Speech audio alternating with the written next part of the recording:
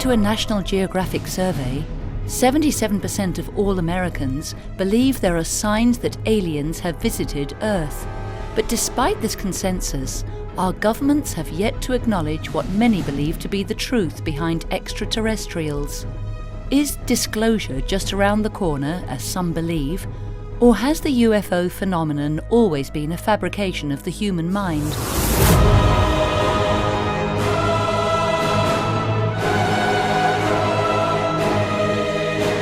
The evidence has been mounting that our governments indeed know more than they are telling.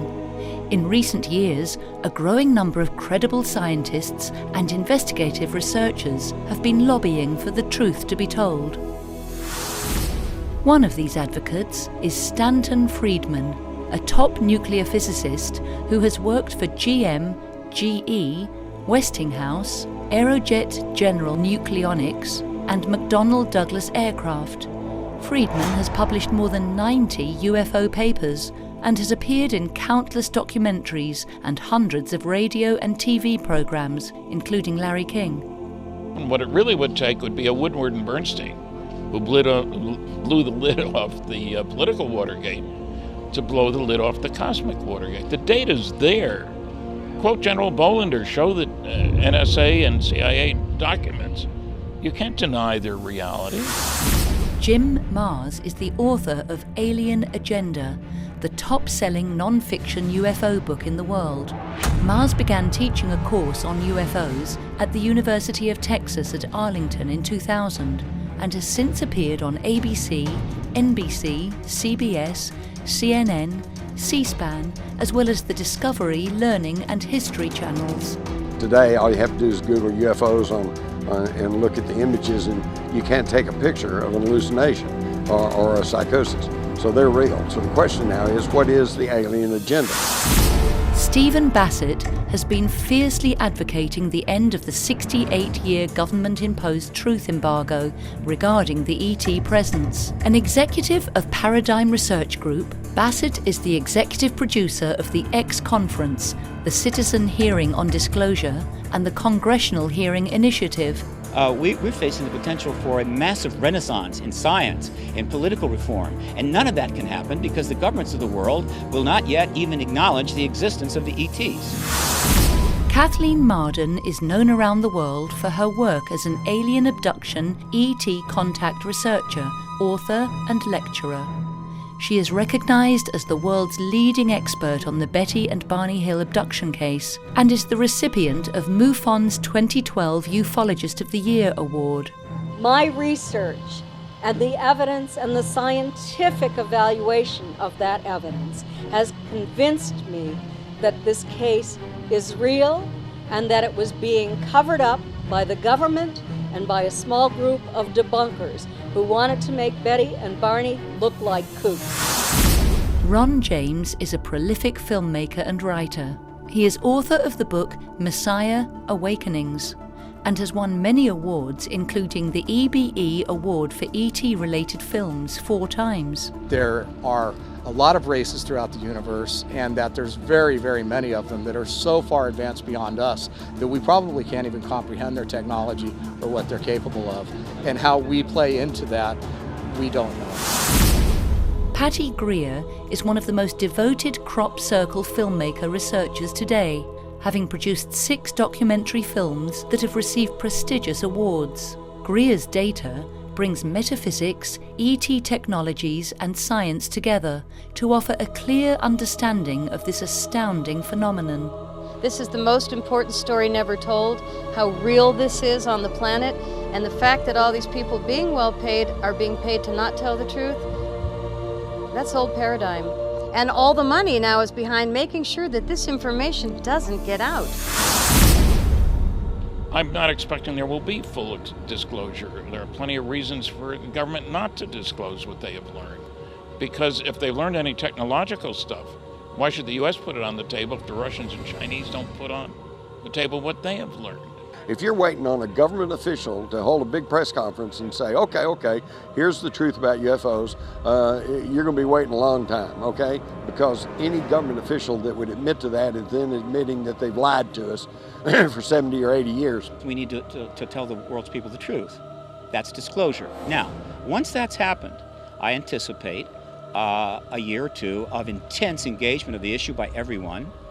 And after about a year or two, I think the planet will be collectively ready, not for disclosure, but rather for open contact. I have a feeling open contact will follow. We this year, we Earthlings, will spend $1 trillion on things military. $1 trillion. While thousands of children die every single day of preventable disease or starvation. Nationalism is the only game in town. There's just too much to lose, too much water under the bridge. I'm very involved in the disclosure process politically, and I do believe that it serves a very, very important purpose. And that purpose is to keep the pressure on. If you're doing this work with clarity, you're going to bring a lot of truth to the public. The races of grays, and this is what I specialize in, are telling individuals that there is not going to be disclosure by them immediately. In fact, I think we're undergoing a conditioning process right now through movies and TV and news accounts and sightings and abductions and crop circles, you name it.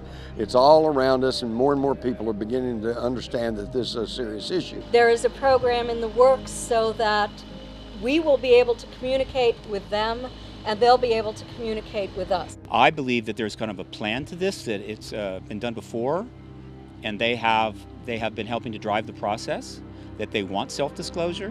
Open contact is to follow. What I believe is happening right now is that this political pressure is combining with all of the other different pressures coming from different places and the media to create an atmosphere where the knowledge is readily being distributed. There would be a big discombobulation for the world. It's possible they may lose their patience. If we drag this out long enough, they may be forced to do a force majeure disclosure event.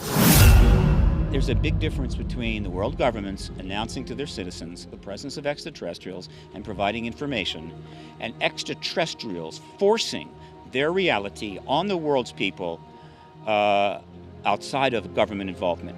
I know of no government on this planet that wants its citizens to owe their primary allegiance to the planet instead of that individual government. So I'm not expecting full disclosure. I don't want to see it. I want the government to say, yes, we're being visited. We're holding these international conferences to deal with the psychological, religious, technological, etc. aspects of that. Full disclosure is only going to come from them, okay? And think about it. All they got to do is hover over a city long enough for the news crews to get out and take footage, and then the game's up. Over time, they think that we will evolve to the point where we can establish communication, but it is at some point in the future. It is not going to happen immediately, according to the reports that I've received. Telling the truth in times of universal deceit is a revolutionary act.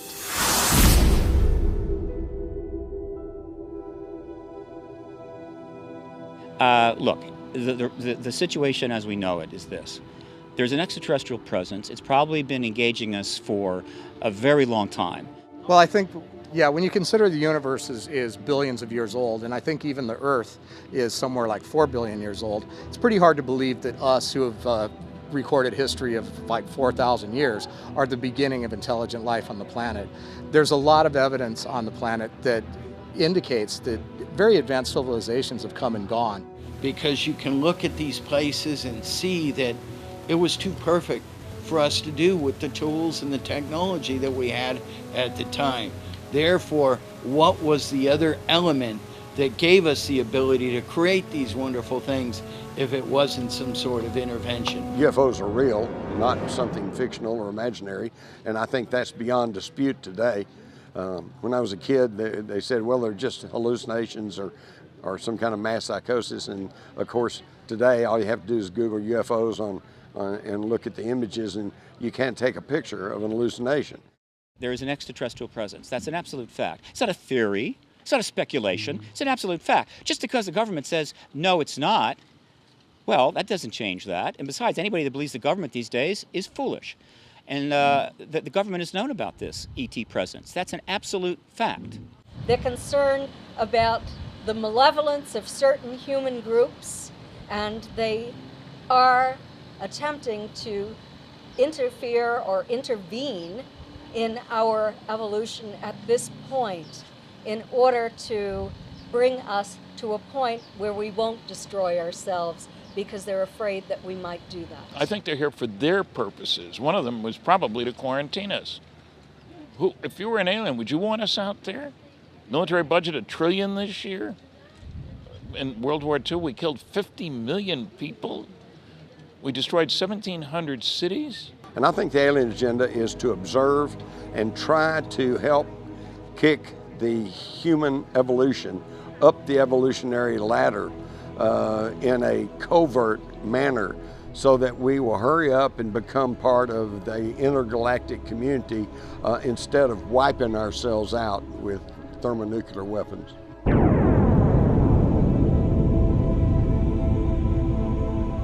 Andromedans are one of 139 planetary systems that comprise the Interstellar Alliance. We are and have always been the watchdogs of the universe for nearly 2 million years. On the other hand, let's not act as if we're their equals. I don't talk to the squirrels in my backyard. I might say scat once in a while, you know. So we're not equals. People say, why don't they land on the White House lawn? The President of the United States does not speak for 7 billion Earthlings. That's pretty darn clear. The universe is at least 13 to 14 billion years old. We have a young star. There were stars like ours and planets like ours billions of years before our star existed. So if life can develop on Goldilocks planets, which it does, there has been life in this universe going back billions of years before we existed. And so the idea that extraterrestrial civilizations have been engaging other planets and exploring the galaxy makes total sense. And so we very well have had extraterrestrial engagement going back as far as you want to go, even before this planet had a biosphere, maybe. I think that they don't want us to kill ourselves, because if we do, we're going to destroy this beautiful planet as well. They use this planet too. We have exploded 2,000 nuclear warheads on this planet, only 2 on people, thank goodness. We're not nice guys. There seems to be a lot of circumstantial evidence that they have been here for thousands of years, but they seem to have stepped up their program.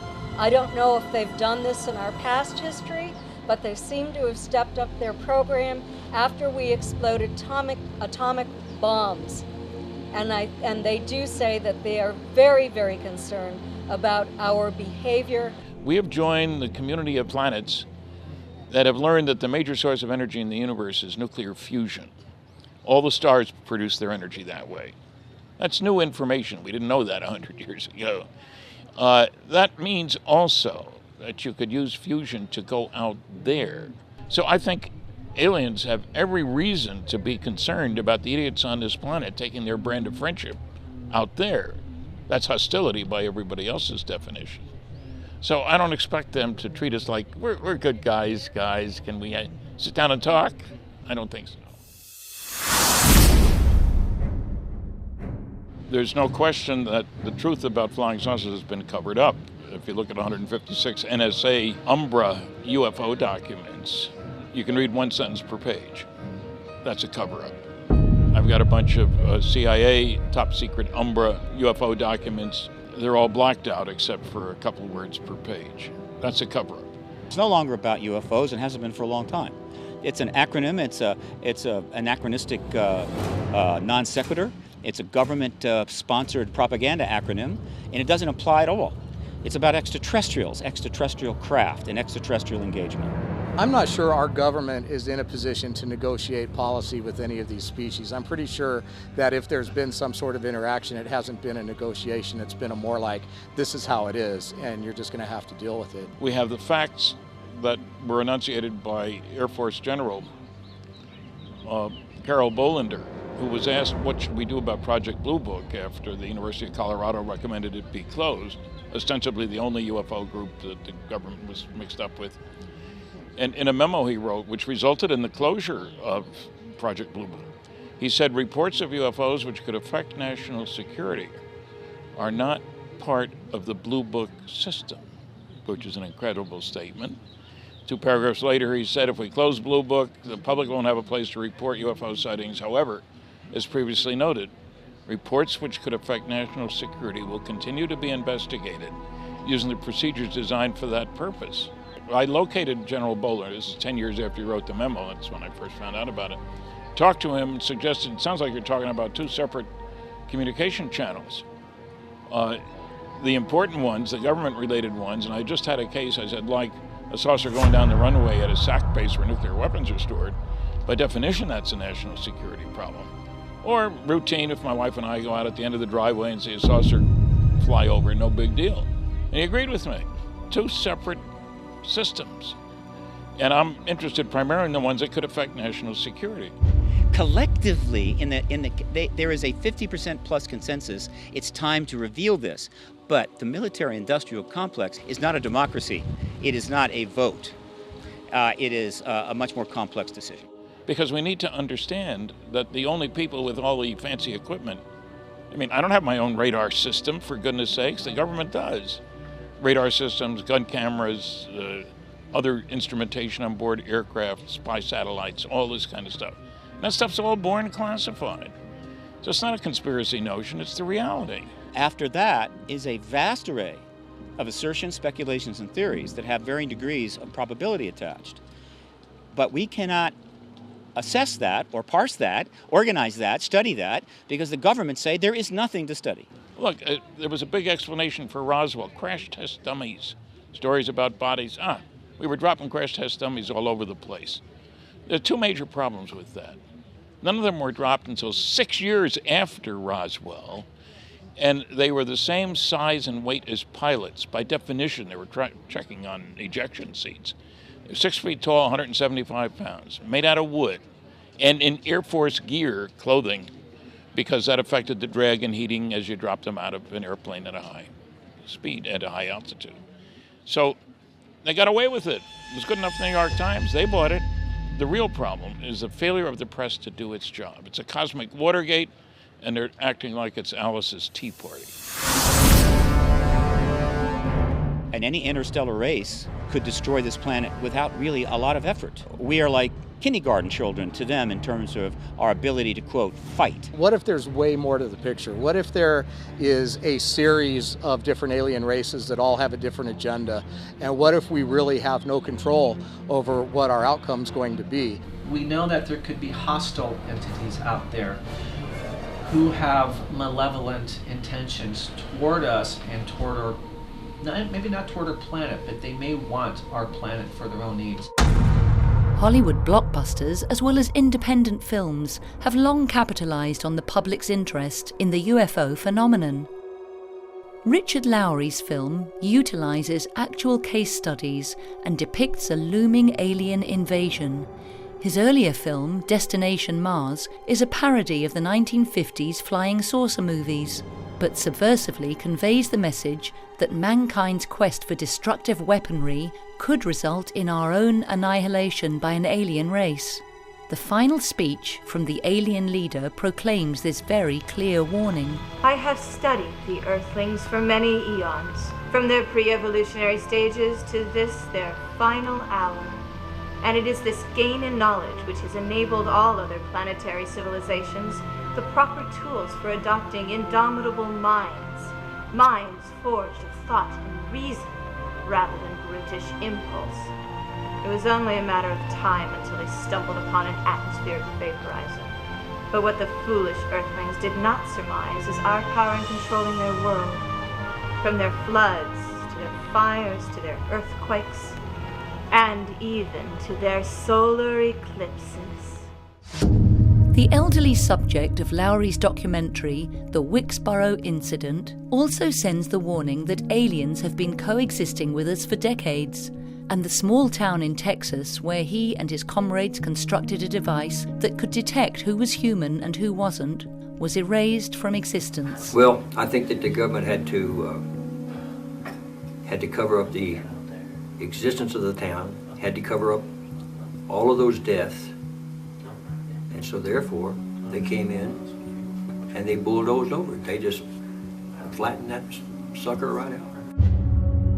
When the documentarians travel to Texas and locate the man's secret underground workstation, they are suddenly pursued by men in black, leading to the subject's on-screen assassination by a sniper. The number one thing that would protect us from, would you say, the outlier, the rogue threat, would be an alliance with those entities and civilizations which have no intentions of allowing that to happen, which may very well be a reason why this process is underway right now. What protects a smaller country in this world right now from being invaded by a larger country? Alliances between that smaller country and more powerful countries that don't want to see that kind of behavior. I believe they're here. I think they're among us somewhere, and I think they're scouts. See, I don't think they're here to invade America or invade the world yet. They're scouting us right now. And someday, when they finally do it, they're coming here in droves. I mean, millions are going to come here, and they're taking over. Whatever your reason is for coming here, understand, we have no intention nor interest in keeping you alive. So I'm dead either way, right? Correct. No one will be spared. Why? The Earth's position in this solar system provides us with a strategic and tactical advantage. Robert, the human role in the universe is inconsequential. That may be so, but we have a right to exist. Only if we allow it. And we don't.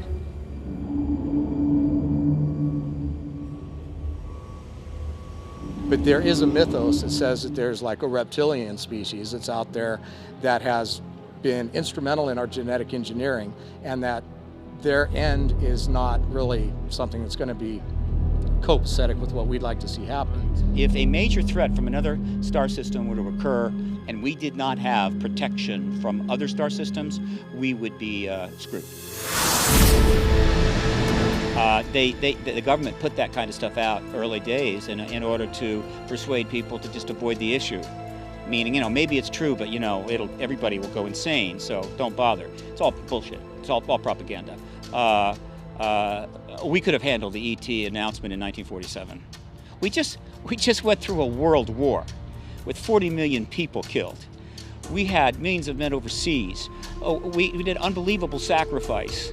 And so we're going to fall apart because we learned there's extraterrestrials in the world in 1947? I don't think so. There's a lot of people with different opinions as to why the government will not disclose.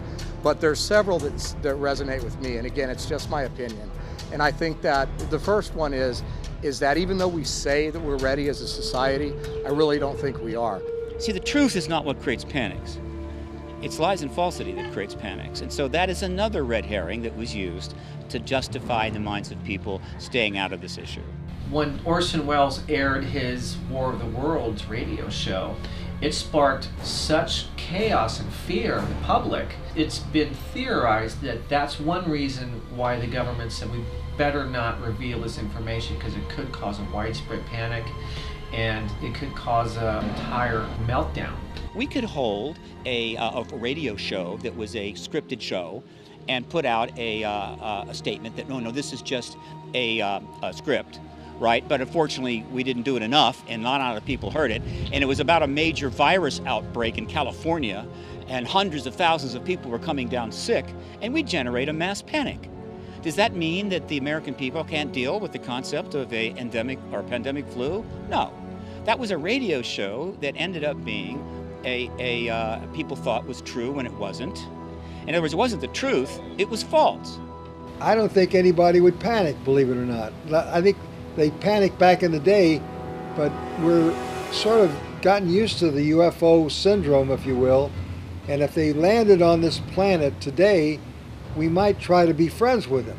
You know what I mean? And I think that's probably what would happen. I don't think anybody would panic. The Phoenix Lights, the Stephenville flyover, all of this is conditioning. It's the same thing we did with a Stone Age tribe that we found down in the Amazon basin. Instead of rushing in with clothes and Bibles and, hey, vote for me, they cordoned off the area and kind of quarantined it, not to keep them in, but to keep others out. And then a team of anthropologists slowly allowed themselves to be seen. They were seen on the hillside, and then they were seen across the clearing, and they slowly acclimated these people to the idea that they were there and they weren't and didn't mean any harm, and then eventually they made contact with them. And this is the same type of conditioning process we're undergoing right now. Well, it wasn't completely ignored. It was in the newspapers several months after it happened. Well, what they did was lie. They switched, bait and switch. They changed the time, and they're talking about airplanes, military planes dropping flares. It was in the wrong part of the sky. There were, as you say, a lot of witnesses, and it was at the wrong time.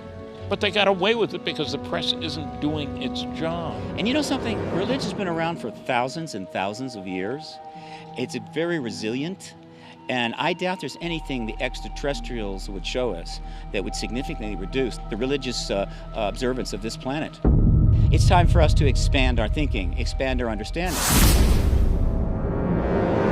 There's patents for tunnel digging equipment that were put together years and years and years ago for giant tunnel boring machines capable of just drilling through anything for huge amounts of miles in very short periods of time. And those patents were formed, and then these machines supposedly never made it into production, but we know that they possibly exist. Underground secret bases, otherwise known as DUM, deep underground military bases.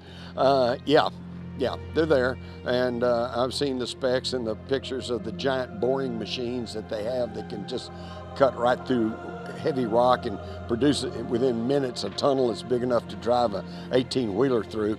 And so, yeah, these bases exist. Now, what exactly they'll be used for, if they'll ever be used, that's another question. Corso was speaking about only one aspect. The fact is, the number of craft have been in the hands of the U.S. government for decades, being extensively studied with billions of dollars, primarily in underground facilities, where they are trying to re-engineer and achieve, weapons and what have you. And I went to this place called Nordhausen, which was a vast underground base where they still had some of the U-2 engines, and the Russians had just put some rocks in there and left it where you could see the technology from Petamunda and the V2, the V3, the V4. And I believe that technology moved so fast, I almost believe there might have been some help from some other people not of our world. There's been a lot of talk about maybe mixed human-alien partnerships working in some of these underground bases, such as the one that is reportedly at Dulce, New Mexico. That is in my file. I go, huh. Okay, I've heard enough to suggest that there may be something to all that, and yet I've not seen hard enough evidence to just say conclusively, yes, that exists and that's happening. That's one of those areas where we do not have 100% certainty. We have a lot of evidence and a lot of some first-hand and second-hand testimony that implies underground facilities, but we know that they have that. They built underground facilities as part of the Cold War. We actually drove up to the Dulce base to get some establishing shots up there. So we started driving up toward the Archuleta Mesa, which is where the base is. We were being followed, and we all became a little bit unsettled and a little concerned that we were getting ourselves into something that could get us into trouble. So we got out of there. The question is, do we have underground facilities devoted to the extraterrestrial question? And there is evidence for that. The issue of the relationship between extraterrestrials and technology, terrestrial technology, is a very interesting, complex issue. It became a significant matter when Colonel Philip Corso wrote his book the day after Roswell, where he stated matter-of-factly that he was in charge under General Trudeau at the Foreign Technology Desk in trying to sprinkle some of the ideas obtained from examining the Roswell craft. If we've recovered alien craft and we've back-engineered technology, then we really don't want to put it out that we have this and that we know about it. And sadly, that's a detriment to the advancement of collective human civilization. Which is to say that if, in fact, the United States government has mastered the the ability to tap into ground state fields and is sequestering that technology, it is criminal, because the availability of that technology would transform this planet, save hundreds of millions of lives, and solve a great deal of our most difficult problems. And so every day that the truth embargo continues and that technology is sequestered, people are dying because of it. So in their attitude is, well, yeah, now some people are going to die, but we still want another 20 years of secrecy. Well, tell that to the people that are suffering. And we know too much now. It's too much out in the open. So now the blood is on their hands. We are paying a fortune for energy. People are dying because they can't afford water, food. We're polluting the environment, killing people with cancer. And they are sitting on transformative energy that might be 1 cent on the dollar. Plus, we have evidence that we have in fact reverse engineered antigravitic propulsion, and we have our own saucers. As we get a better understanding of the nature of reality, I believe that what today has no scientific explanation at all is going to be accepted as a scientific norm in the future. And when that happens, it's going to change the face of civilization on every level. So for decades, we have had antigravitic propulsion, but it is not known or available to the public because to do so would result in ending the truth embargo, and therefore it must remain sequestered. The most important question of all regarding the ET technology is, have we mastered and even reverse engineered the energy system that drives those craft? We're pretty sure it's not oil, gas, or coal. In fact, our own physics points to the likelihood that they have finally figured out how to tap into the ground state fields. If they have done that, it is a paradigm shift of such magnitude, it's almost impossible to describe. What if they cure cancer? What if they help us clean away pollution and help these children with respiratory problems and water problems and help us make this the paradise that we had when we got this planet? We've been using that wreckage to reverse engineer this technology. I believe we have a technology right now that's far beyond what the public even knows about. Now it's an interesting point.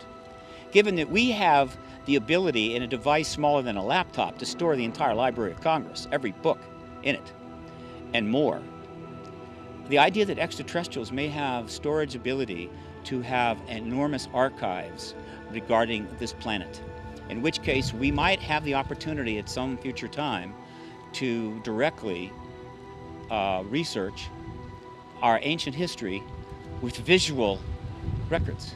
Look at all the historical events that we don't have eyewitness testimony from, whether it's Moses, in the Red Sea or whatever.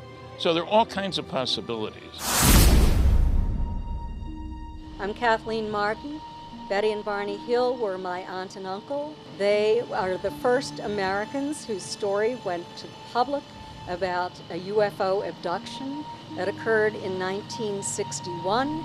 Betty and Barney stated that they felt that the ETs wanted to know the difference between their bodies and human bodies. They were very interested in Betty's and Barney's skeletal structure, in their nervous systems.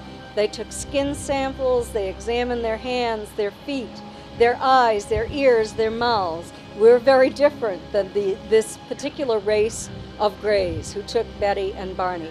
They also, I am convinced, had an agenda, and that was the hybrid agenda.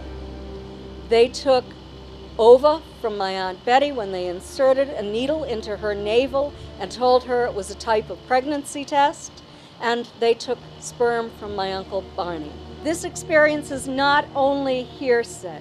I'm a researcher, and I investigated that case over a 14-year period. I wrote the book Captured, the Betty and Barney Hill UFO Experience. Stan Friedman joined me by writing 2 chapters. Under hypnosis, they remembered the landed craft on the ground and being taken up a ramp onto that craft against their will. They recalled the interior of the craft. They described it in great detail. There were pie-shaped rooms. There were wedge-shaped rooms. They were taken to separate examining rooms. There was almost like a sort of dentist chair in the room that Betty was taken into. She was placed in that chair initially. Then she was taken and placed on a table. Barney did not sit in that chair. He was placed on a table. They described the interior. They described the sort of stark interior of that room. They described the lighting in this room, this bluish white lighting. And they frightened Betty and Barney terribly. Betty and Barney didn't know if they were going to be carried away, if they were going to be made specimens, if they were even going to survive this. But the ETs telepathically apologized to them for frightening them. They reassured them that they were not going to be harmed, that they would be returned to their natural environment after they did a few tests. I was 13 years old at the time that this occurred. My mother was Betty's younger sister. Betty called my mother first when they arrived home on the morning of September 20th, 1961. I was in the room with my mother. One of Betty's reasons for calling my mother was because we had a neighbor who was a physicist, and Betty was concerned about radiation, and she wanted to know what to do. This physicist, for some unknown reason, told Betty that if she had a compass, she should take it out to the car to see how the needle reacted. Well, the funny thing is, that doesn't measure radiation, it measures a magnetic field. When she went to the car, she noticed for the first time that there were shiny spots. There were concentric circles, they were all the same size. And she held the needle over those spots, and it caused the compass needle to spin and spin. And the dress that Betty was wearing on the day of September 19th had been in perfectly fine shape when she put it on that morning. When she returned home the next morning, there was a tear in the thick zipper fabric. The stitching was torn by the zipper as well. Betty Hill's drawing of the infamous star map drew critical response from astronomers and researchers, including Carl Sagan. However, years later, the drawing was proven to be an accurate representation of the Zeta Reticulum system. This alone eliminated the chance of a hoax. They were credible individuals. Betty was a social worker for the state of New Hampshire. Barney worked for the post office. But he was also, in 1965, given a position on the U.S. Civil Rights Commission in the New Hampshire State Advisory Committee. They were credible people. They were social rights, civil rights activists. They absolutely had nothing to gain. They had everything to lose when this story went public as the result of a violation of confidentiality in 1965. I'm Patty Greer. I'm a crop circle researcher and filmmaker, and I have been in more than 100 crop circles in the last 10 years. I have a communication with the circle makers that happens usually at 3 in the morning.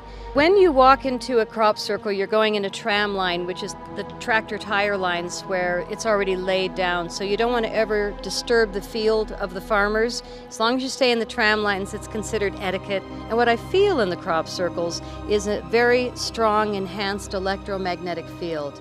And almost everybody can feel it unless you're completely insensitive or not willing.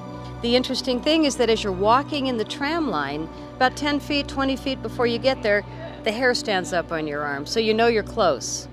Once you go in a crop circle and the whole body lights up head to toe, there's no doubt. It's like when somebody has a sighting of a spaceship. You can't tell them they didn't. So when people say to me, all crop circles are fake, I say to them, well, there you go. That's really it. There was one scientist in the world that I know of that went public. His name is William Levengood. He's very, very famous, and he's in the Guinness Book of World Records for writing more scientific papers that made it into science journals than anyone else on the planet. And he's the man that proved that not only are crop circles real, but they're coming out of the earth.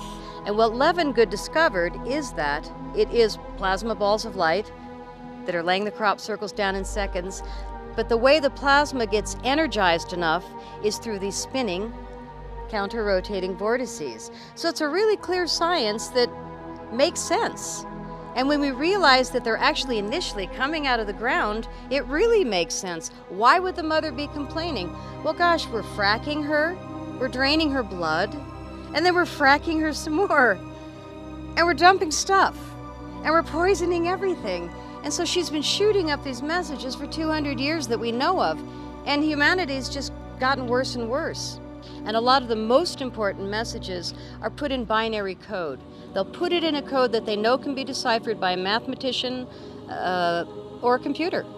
And some of the most important binary codes have really referred to times in history, such as the alien face and the disc. I'll just point out that this was the year after 9/11 happened. And the message was, beware the bearers of false gifts and their broken promises. Much pain, but still time. Believe there is good out there. We oppose deception. Conduit closing. Crop circles are messages that are being written to us from inner Earth, from our ET brothers and sisters. Crop circles are not only real, but the seeds inside the crop circles can produce up to 400% more food, with up to 75% more nutritional value per seed. Well, of course they're going to suppress it. When Monsanto owns the government, they don't want healthy food to be multiplied by 400%. In the last year or two, the military has really nailed the farmers and asked them not only to not let people in, but to mow out the crop circle on the first or second day that it arrives. We always fly over it and we always get photos, but then the next day it's like a blown field. So when we see these farmers destroying the field, it's very interesting that a lot of times the circle makers will just come back and hit them with a new pattern in the same field the very next day. I have been wonderfully hacked for 4 years. My phone, my computer, everything I do has been unbelievably difficult. And you know, my answer is I'm sorry for those that are doing it because I'm not stopping. So they're actually initially coming out of the Earth in pairs. They're coming out in these spinning vortices. One's going clockwise, the other's going counterclockwise. So William Levengood proved that. They were coming out of the ground, and as they come up spinning, they've already predetermined what they need from humanity, from their ET friends. They're already with their plasma energy, their frequencies that need to be added to what she sent up. And when the three frequencies meet, there are some that are not ET at all, they're just Earth and us. Some of them are humans meditating, and then the circle happens the next day. I have 3 of those in my movies. They blow into these beautiful balls of light, radiant orange balls of light, which all of us have seen that do night watch. And they communicate, 2 plasmas communicate, and bang, that field goes down in seconds.